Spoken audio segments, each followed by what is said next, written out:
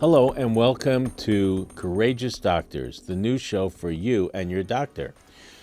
Today we're going to speak about Obamacare updates, other healthcare news, and health and safety tips. So let's begin.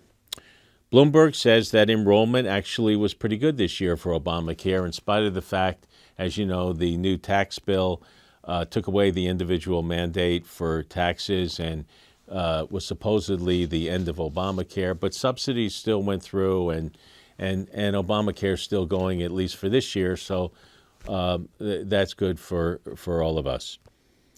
But there were definitely some effects on premium changes, and some were really dramatic. According to the Washington Post, in some places like Charlottesville, a family of four, their premium went from $900 to $3,000 with a deductible of $9,200. That's just crazy. I don't know. It's like not even having insurance. So let's see. USA Today, talking about Medicaid, which is always a big part of Obamacare. Medicaid covers 1/5 of all Americans in this country. That's something I didn't know. I happen to have a lot of Medicaid patients in my practice, but I didn't realize 1 out of every 5 Americans is covered that way. And if you look at the total healthcare expenditure, and we're spending some time speaking about this now because healthcare is still important, and we still, are dealing with Obamacare. So we have to look at expenditures, especially with the new tax bill that just went through the Congress. So if you look at the total healthcare expenditures, the healthcare dollars spent, 39% of all healthcare money spent on children was from Medicaid. 50% of all births in America are on the Medicaid dollar. 60% of all nursing home payments are on the Medicaid dollar, and 25% of all mental health payments in this country are on the Medicaid dollar. So why is that important? Well, it's important because the new tax bill that passed is going to try to somehow get down the amount of money that Congress spends on Medicaid and Medicare, because as we know, this is a major part of our GDP, of our budget, of our so many $1 trillion budget.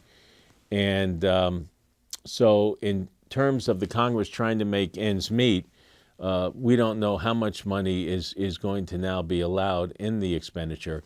And in fact, I'll just mention it now. The government just avoided a shutdown. Every month they keep voting on a temporary budget, and a big part of it for us as pediatricians was the CHIP budget. CHIP is the national money spent on the working poor who make too much money for Medicaid, but not enough to really afford good insurance. And ever since the 90s, since Clinton, CHIP's been there for these kids. And the CHIP budget, which doesn't really cost a lot compared to the large Medicaid, Medicare budget, it's a very small amount, but the Republicans were having a tough time putting it back in. It never had problems passing in the Democrats, but Republican Congresses recently have given it trouble. So they keep pushing it down the line. CHIP is still hanging on, and we'll have to hope that Congress will somehow use good judgment and allow CHIP into their final budget whenever that comes. Let's see, Vox News. This is interesting. I don't know many of you people that knew. I actually had the pleasure several times of being on TV with Hugh Reinhardt. He's a very famous, now passed, a very famous Princeton economist on healthcare. And one of the things that he had said in the paper, and Fox News happened to pick up on it, is, and this is really refreshing because nobody ever talks like this. He said, all the presidents, the Congress, everyone, politicians, people, they're all wrong about trying to blame the doctors as the reason for high health care costs. He said doctors in America are doing the same amount of tests and the same good health care as Europe and other developed countries. The only difference, and this is the most famous economist ever from Princeton, Hugh Reinhardt said the only difference is, for some reason, Americans have to pay a heck of a lot more for all these tests. It's not that we as doctors are over ordering tests, it's that the tests are more expensive here. Very refreshing. Haven't heard that before, but please, for all of you, to bear that in mind. This is interesting. The Star Ledger wants put an article out about people supporting to extend the family leave. As you know, family leave now is for 6 weeks, where you have guaranteed pay. In some jobs you're paid, in other jobs you're not paid, but at least your job's guaranteed. But it's for 6 weeks. They want to extend it to 12 weeks, and for it to cover not only children, but grandparents, siblings, other people you have to take care of. And in previous news broadcasts, we've mentioned that in New Jersey, I believe, I'm just recalling it now, it's about 2/3 of what your take-home pay should be. And that's what you get with family leave. And they wanted, which comes to a maximum of about $600, maxes out at that. And they wanted to also increase that to $900. So we'll see how all that happens. Wall Street Journal talks about CVS, the pharmacy, buying Aetna, and how that's going to change healthcare.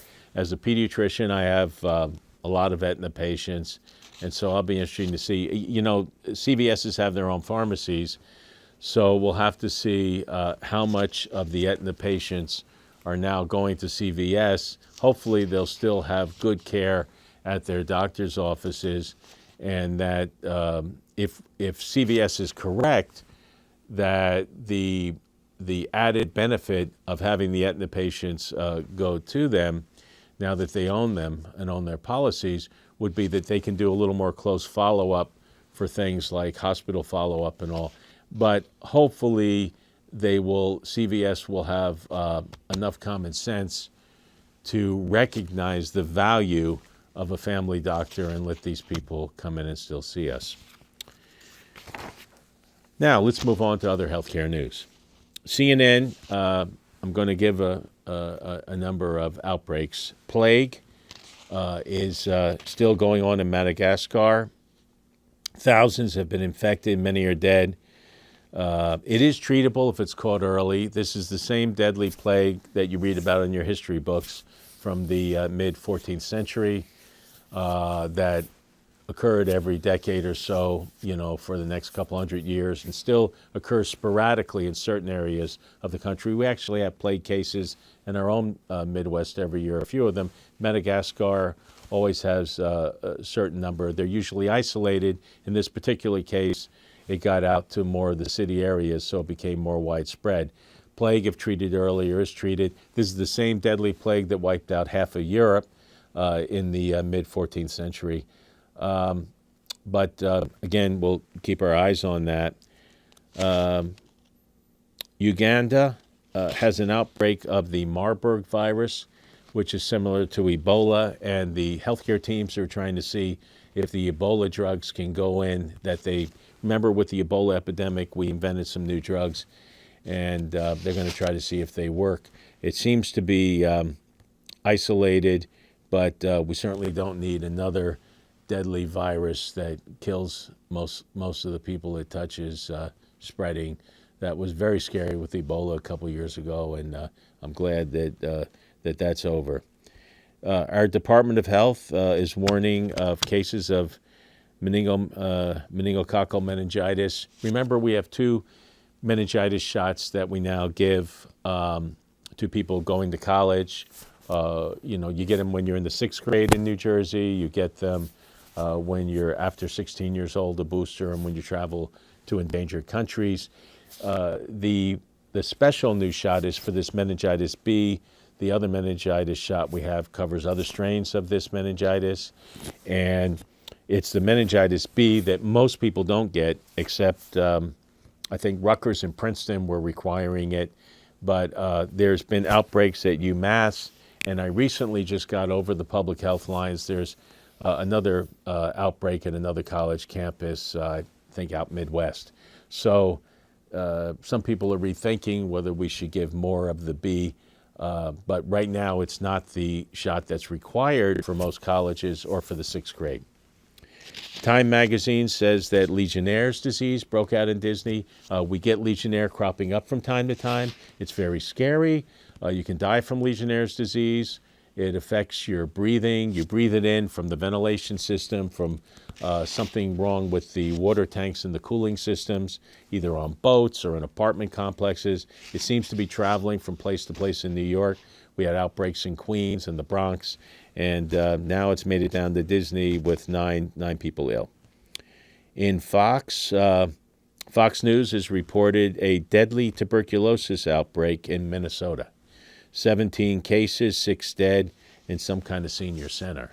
TB has not left us. TB is still internationally one of the deadliest diseases. It's right up there with malaria and some of the other diseases that we still see, typhoid fever, and some of these mosquito-borne diseases, measles, diarrhea diseases, and TB is still a big one.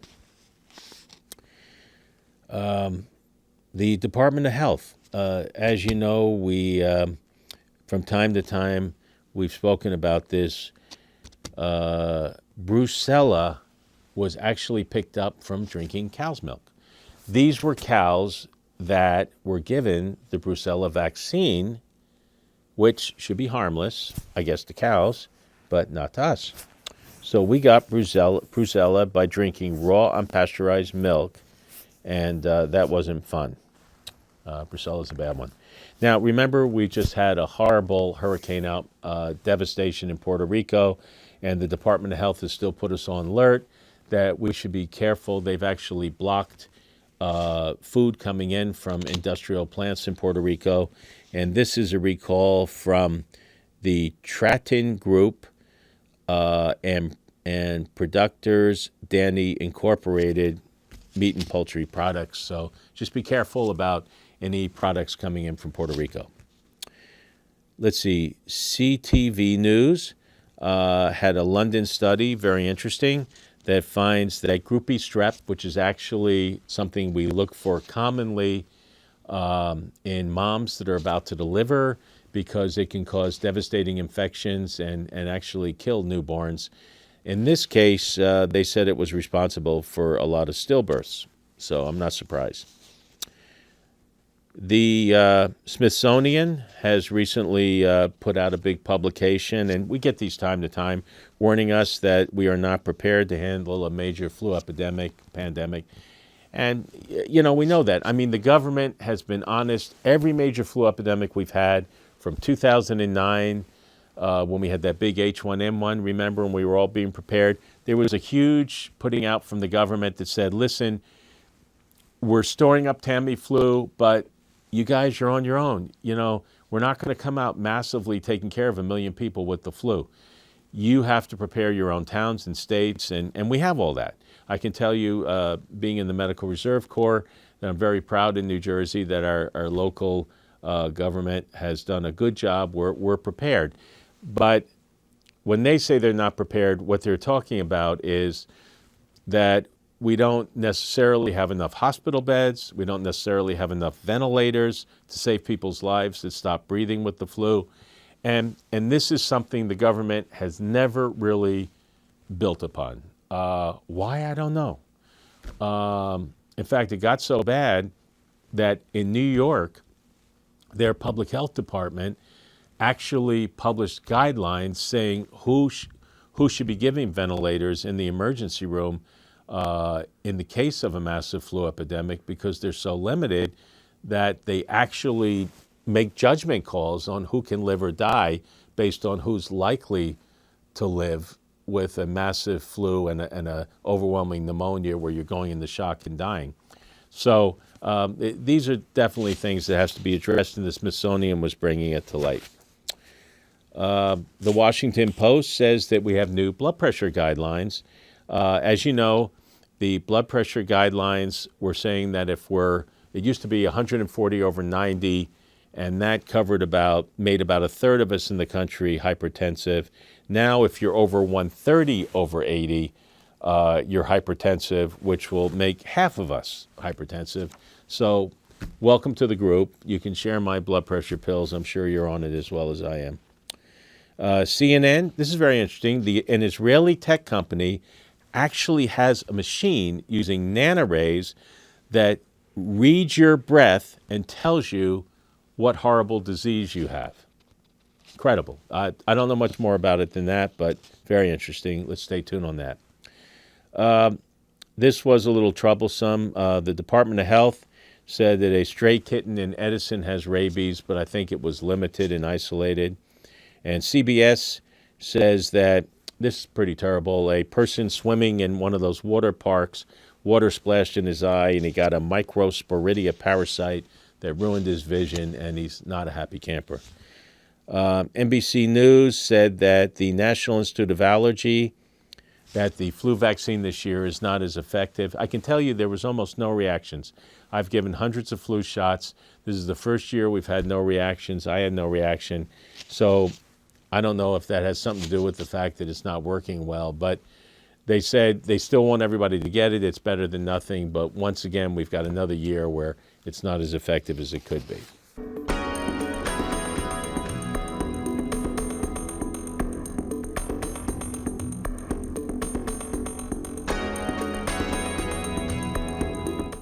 Hi, I'm Ingrid Burke. And I'm Gina Unger.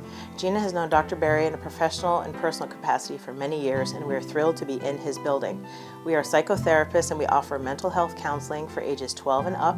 We do individual, couples, and family counseling. We're also excited to say that we have groups that we have for teenage boys and girls, for social skills, anger management, and self-esteem building. If you need to reach us, check us out at lifeworksnj.com. Our phone numbers are also listed on that website if you'd like to contact us. Thank you. Thank you.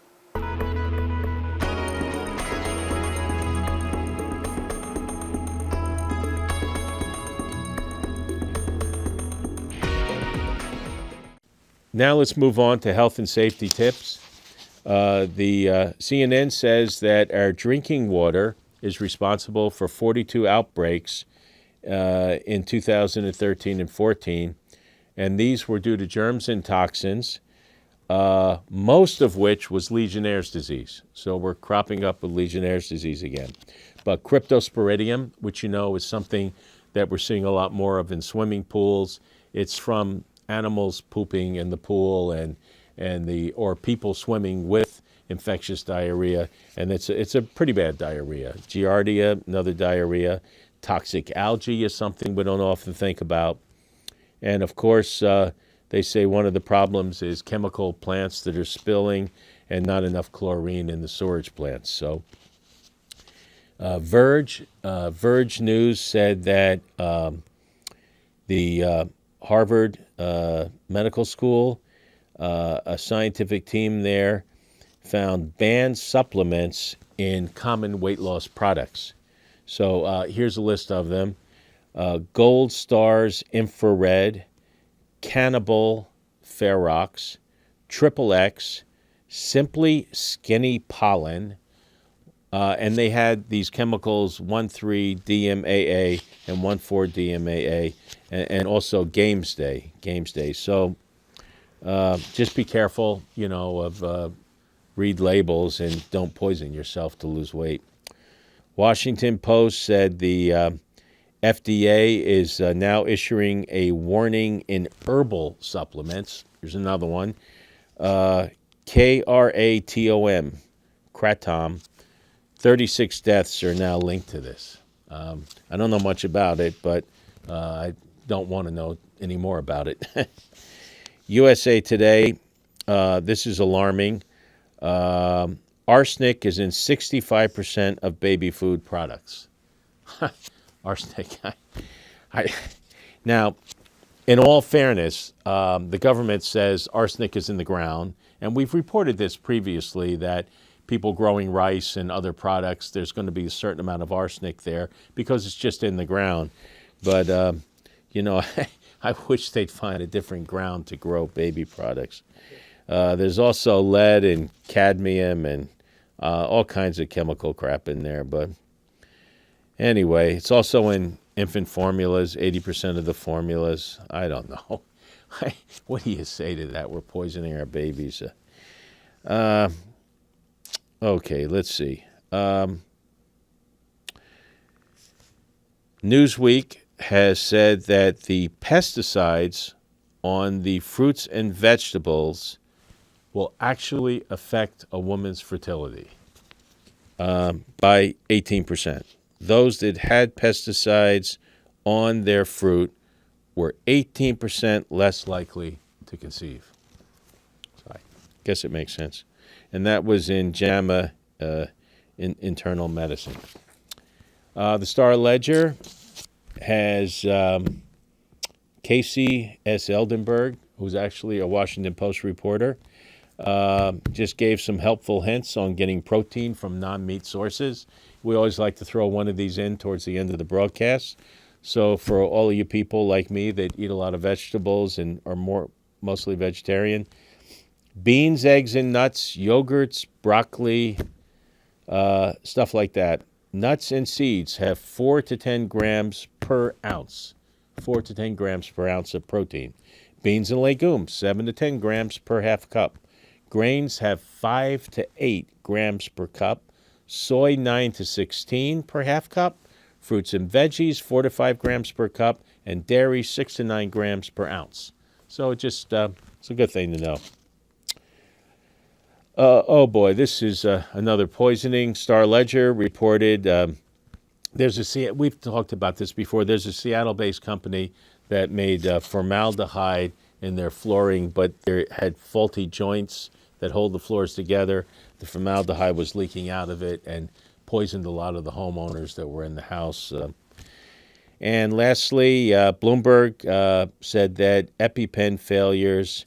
Bloomberg News said that the EpiPen failures led to 7 deaths this year. So for those of you like myself that carry an EpiPen, renew them every year and have them checked.